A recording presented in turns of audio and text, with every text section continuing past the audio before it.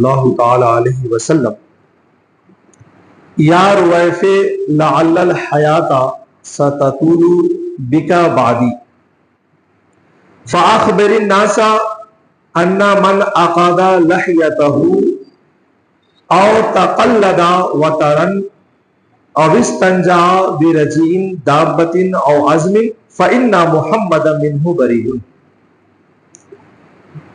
روایت حضرت رویف بن ثابت سے فرماتے ہیں کہ نبی کریم علیہ الصلوۃ والسلام نے ارشاد فرمایا یا رویف لعل الحیات ستطول بک بعدی، کہ اے رفیع امید ہے کہ میرے بعد تمہاری زندگی لمبی ہو۔ فاخبر الناس، تو لوگوں کو یہ بتا دینا، یہ خبر دے دینا کہ انا من عقد لحیتہ، کہ جو اپنی داڑھی میں گرہ لگائے، اور تقلد وطرن، یا گلے میں تانت باندھے، اب استنجا برجین، یا کسی جانور کی گندگی پلید سے، او بعزم، یا ہڈی سے استنجا کرے، فإن محمد منہ بریء، تو محمد اس سے بری ہے صلی اللہ علیہ وسلم۔ چونکہ گزشتہ 2-3 ہفتے سے مسلسل جو درس چل رہا ہے پیخانے اور پیشاب کے آداب، اسی گفتگو کو ہم آگے بڑھا رہے ہیں، اور اسی ضمن میں یہ حدیث مبارکہ بھی ہے۔ اس حدیث پاک کے پہلے ٹکڑے پہ آپ غور کریں تو حضور نے حضرت رویف بن ثابت سے کہا کہ لعل الحیات ستطول بک بعدی، امید ہے کہ اے رویف میرے بعد تمہاری زندگی لمبی ہو۔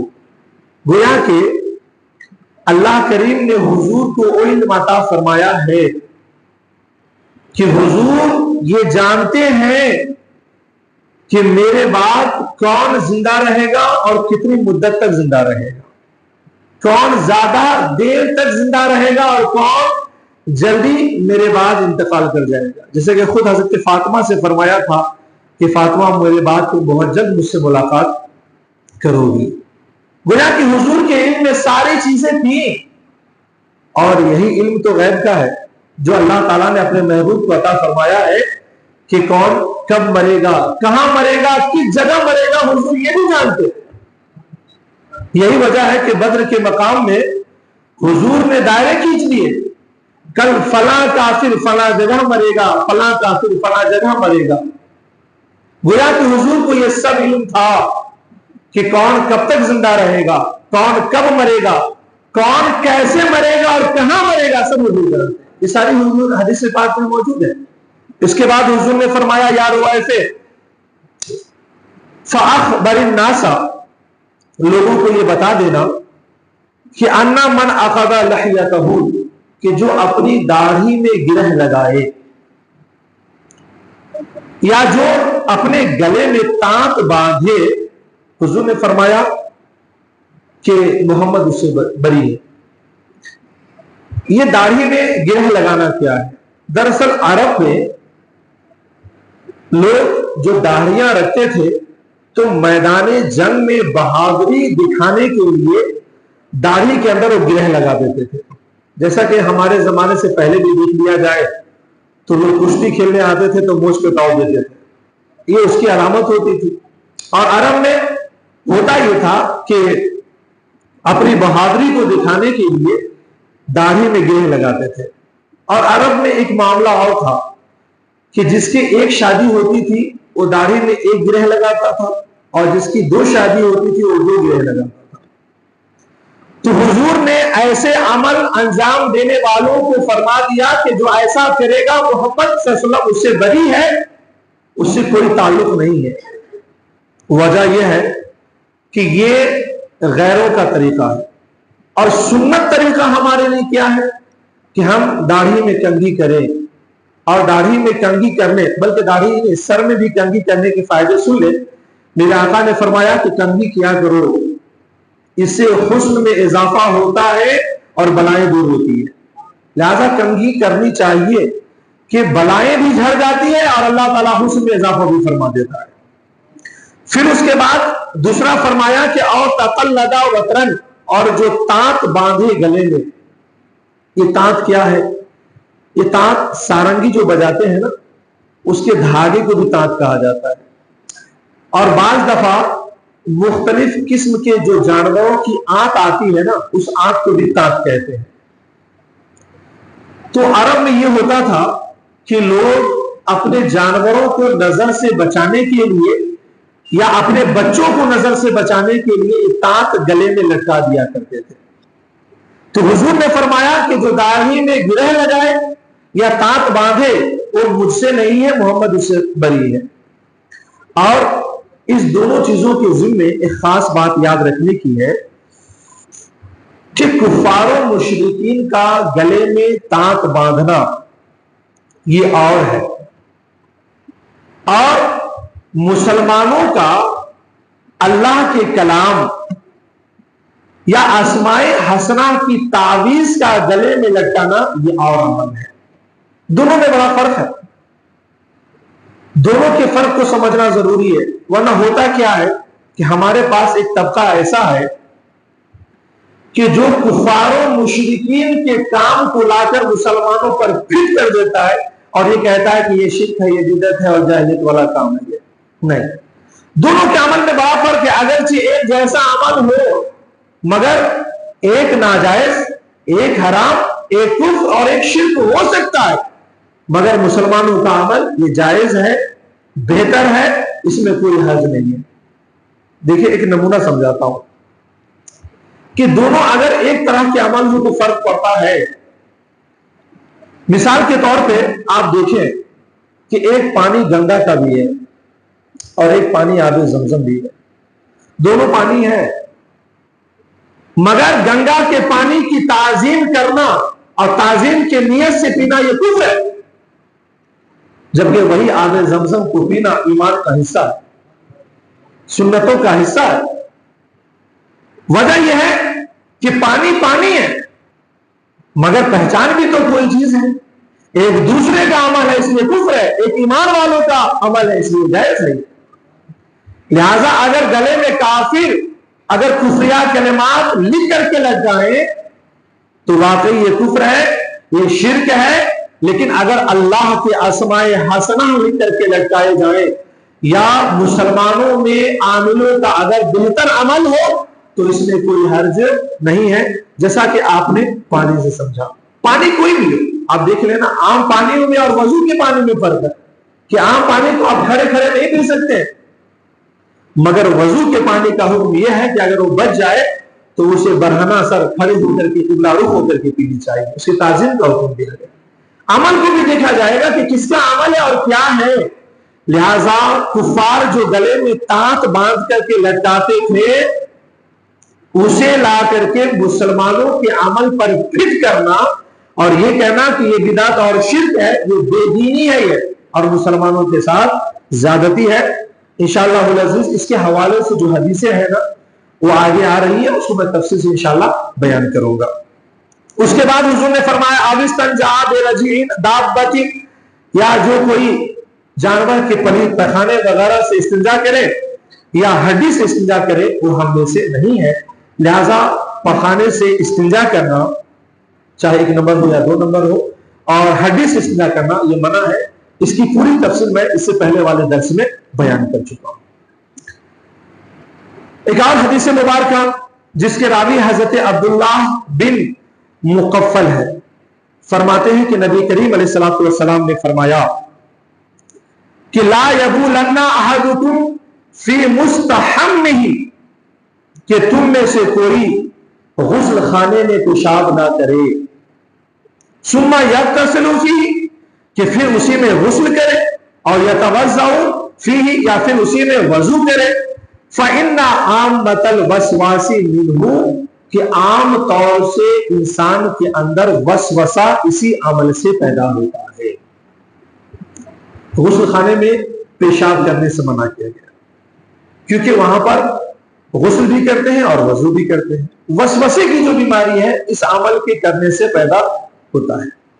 ایک بات یاد رکھیں کہ اگر غسل خانہ اگر اس طرح سے بنایا گیا ہو کہ نیچے پختہ کر دیا گیا ہو یا پتھر لگا دیے گئے اور ٹائلس وغیرہ لگا دیے ہو جیسا کہ آج کل کے ہمارے زمانے میں بنایا جاتا ہے، تو ایسے غسل خانے کے اندر پیشاب کرنا جائز ہے، منع نہیں ہے، لیکن بچنا پھر بھی بہتر ہے، پھر بھی بچنا چاہیے، لیکن اگر کوئی کرتا ہے تو جائز ہے، کوئی حرج نہیں۔ یہاں جو ممانعت ہے اس غسل خانے کی ہے کہ جس کا نچلا حصہ مٹی کا ہو۔ عام طور سے آپ لوگ اگر دیہات میں گئے ہوں گے تو دیکھا ہوگا کہ آج بھی دیہاتوں میں جو غسل خانہ بنایا جاتا ہے وہ غسل خانہ نیچے بالکل مٹی ہوتی ہے، اور ہوتا یہ ہے کہ اس کے اوپر تخت ڈال دیتے ہیں، اوپر نہاتے ہیں، پانی نیچے جذب کر لیتا ہے۔ تو اگر پیشاب وہاں پر جذب کر لیا اور پھر کوئی وضو کیا یا غسل کیا، اس کے چھینٹے اڑ کر پڑیں گے تو یہ ناپاکی کے بدن سے لگنے کا خطرہ ہے، جس کی بنیاد پر یہ وسوسہ پیدا ہوتا ہے۔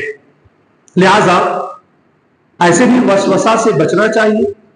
وسوسہ ایک مستقل بیماری ہے اور اس سے بچنے کی کچھ تدبیریں ہیں جو آنے والی حدیثوں میں آ رہی ہیں، وہاں پر وضاحت کروں گا۔ لہذا اگر مٹی کا غسل خانہ ہے جس کا نچلا حصہ مٹی ہے، لہذا ایسے میں بالکل بھی نہ کرے، یہ منع ہے۔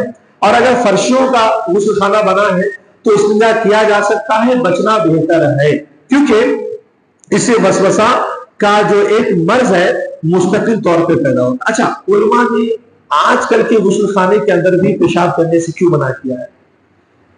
یہ علماء نے لکھا ہے کہ ہو سکتا ہے کہ خود یہ عمل ہی وسوسے کا سبب ہو۔ اس لحاظ سے اگرچہ بظاہر صورت حرام اور ناجائز کی نظر نہیں آتی ہے، لہذا بچنا اس لیے بہتر ہے کہ ہو سکتا ہے کہ یہ عمل خود فی نفس سے ہی وسوسے کا سبب ہو۔ لہذا اگر کوئی استنجا کرتا ہے آج کل کے جو فرشوں کے غسل خانے میں ہے تو گنہگار نہیں ہوگا، ناجائز عمل کا مرتکب نہیں ہوگا، لیکن بچتا ہے تو یہ زیادہ بہتر عمل ہے۔ ایک اور حدیث مبارکہ جس کے راوی حضرت عبداللہ بن سرجس فرماتے ہیں کہ رسول پاک علیہ الصلوۃ والسلام نے فرمایا کہ لا یبولن احدکم فی حجر، کہ تم میں سے کوئی شخص ہرگز سوراخ میں پیشاب نہ کرے۔ اب یہ سوراخ اگر زمین کے اندر ہے تو بھی ممانعت ہے، اور یہ سوراخ اگر چھید وغیرہ دیوار کے اندر ہے تو بھی منع ہے۔ مثال کے طور پہ کسی نے دیوار کو آڑ کیا اور دیوار کے اندر سوراخ ہے تو اس سوراخ میں بھی پیشاب کرنا منع ہے، یا اگر آڑ نہیں لیا اور زمین کے اوپر سطح پر پیشاب کر رہا ہے وہاں بھی سوراخ ہے تو منع ہے۔ اس کی دو وجہ ہے۔ ایک وجہ یہ ہے کہ عام طور سے جو کمزور جانور ہوتے ہیں یا کیڑے مکوڑے ہوتے ہیں، مثال کے طور پر چیٹیاں ہیں یا زہریلے جانور وغیرہ ہیں، یہ کمزور جو ہوتے ہیں جانور عام طور سے سوراخوں میں اپنی پناہ گاہ لیتے ہیں۔ پیشاب کرنے سے ان کو تکلیف ہوگی، لہذا بلا وجہ کسی اللہ کی مخلوق کو تکلیف پہنچانا یہ جائز عمل نہیں ہے۔ یا پھر یہ بھی ممکن ہے کہ سوراخ کے اندر کوئی زہریلے جانور ہو، پیشاب کرنے کی وجہ سے وہ اچانک باہر نکل کے حملہ کر دے تو جان کے لالے پڑ سکتے ہیں۔ اور عام طور سے سوراخوں کے اندر یا دیوار کے چھید کے اندر جنات وغیرہ بھی محفوظ رہتے ہیں، اس کے اندر ٹھہرتے ہیں، لہذا اس کو اگر تکلیف پہنچی تو وہ آپ پر حملہ آور ہو سکتے ہیں اور ان کے حملے کا پتہ بھی نہیں چلے گا اور جان کے لالے پڑ سکتے ہیں۔ بلکہ آپ کو بتاؤں، حضرت سعد بن عبادہ انصاری رضی اللہ تعالیٰ بڑے جلیل قدر صحابی ہیں، بڑے خدمات ہیں اور ابتدائی میں اسلام قبول کیے۔ ان کے موت کی وجہ یہی ہے، غسل خانے کے اندر مردہ پائے گئے، پورا بدن پیلا پڑ گیا، لیکن موت کا کوئی بھی اثر نظر نہیں آ رہا تھا۔ لوگوں نے معلوم کرنے کی کوشش کی تو اچانک ایک جانب سے آواز آئی کہ نحنو قتلنا سید الخزرجی سعد ابن عبادہ ورمینا بسہمی، کہ اے لوگوں، ہم نے خزرج کے سردار سعد بن عبادہ کا قتل کیا ہے اور ہم نے تیر مارا ہے اور ہم نے نشان نہیں چھوڑا ہے۔ علماء نے اس بات پر اتفاق کیا ہے کہ یہ حملہ جنات کا تھا اور اس کی وجہ کہیں ایسی جگہ استنجا کرنا تھا کہ جہاں پر استنجا کرنا نہیں چاہیے تھا، کہ جنات کو تکلیف پہنچی اور اس نے آپ کو جان سے ہلاک کر دیا۔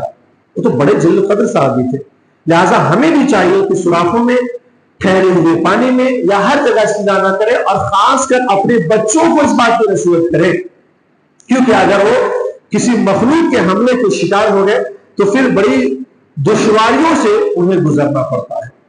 ایک اور حدیث مبارکہ جس کے راوی حضرت زید بن ارقم رضی اللہ تعالیٰ عنہ فرماتے ہیں کہ رسول گرامی وقار علیہ الصلوۃ والسلام نے ارشاد فرمایا کہ ان هذه الحشوش محتضرۃ فاذا اتى احدكم الخلاء فليقل اعوذ بالله من الخبث والخبائث۔